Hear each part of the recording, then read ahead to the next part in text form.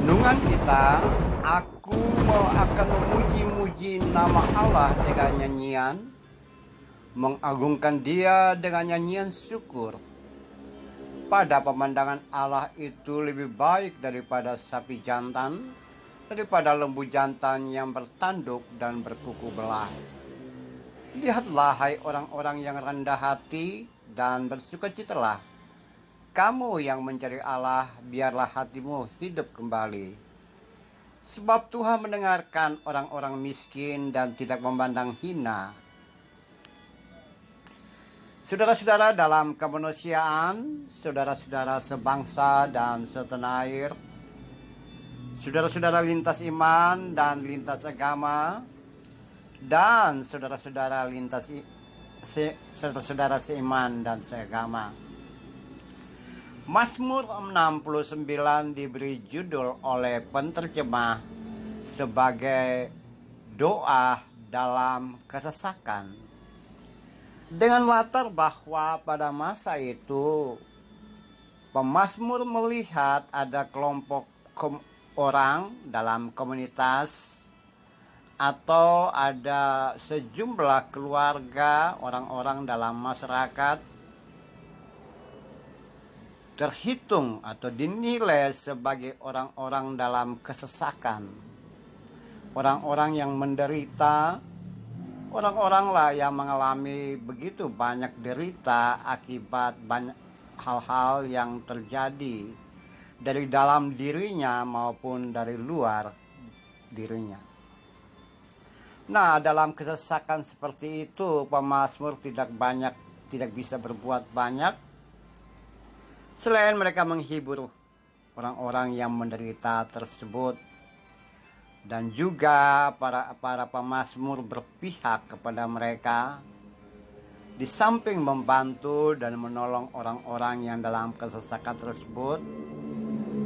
Para biduan mengubah lagu untuk mereka nyanyikan, dan dengan itu nyanyian yang diperdengarkan kepada orang lain akan menimbulkan rasa empati dan simpati terhadap orang-orang yang tercecer, orang-orang yang termarginal, yang dalam kesesakan, sehingga ada upaya untuk menolong orang-orang tersebut karena Tuhan yang memberikan kekuatan untuk itu semua.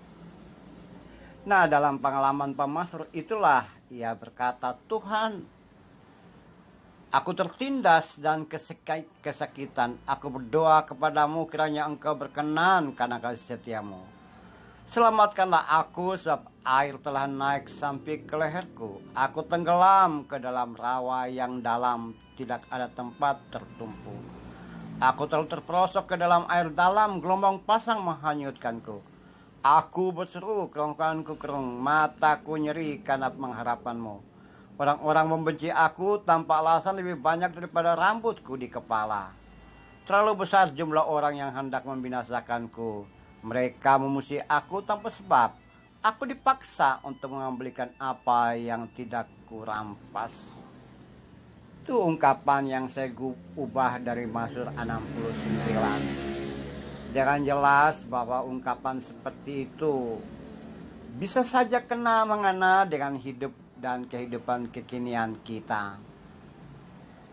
Kadangkala dalam kehidupan keseharian, di balik senyum, tawa, dan kata-kata yang keras, dan tampilan diri dengan nada-nada manis, dengan pakaian yang indah, atau dengan gerakan-gerakan yang penuh sukacita dan tegas, kadangkala di dalam hati kita menyimpan derita, kesesakan, kita menyimpan sesuatu yang tidak terjawab, bahkan kita menyimpan kemelut hidup dan kehidupan yang tidak bisa terurai atau tidak terlihat oleh orang lain. Itulah keadaan orang yang dalam kesesakan. Di balik senyum dan tawa ada tangisan hati, tangisan dari dalam hati. Ada di balik senyum dan tawa ada keluhan-keluhan yang tidak terucapkan. Di balik ketenangan kita berkata-kata atau di balik ketenangan kita melakukan sesuatu, Seringkali ada gemuruh dalam hati karena gejolak hati yang muncul dari ke mulut hidup yang tidak terjawab. Ada pergumulan yang sangat berat dari dalam hati kita. Nah, itulah keadaan kita, bukan? Atau kita bisa saja melihat orang lain seperti itu.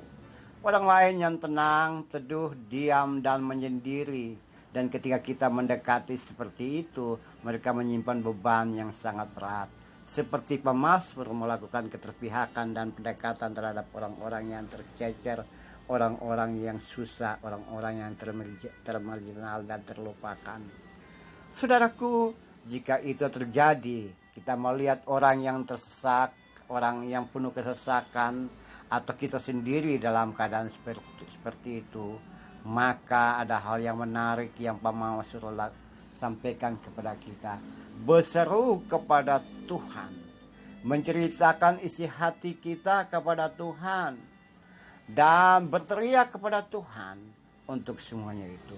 Saudaraku, saya percaya Anda semua punya jam doa, jam sembayang, jam mengungkapkan isi hatimu kepada Tuhan pada saat tertentu, pagi, subuh, siang, malam, atau kapanpun saudara dan saya punya kesempatan untuk menyampaikan permohonan kepada Tuhan.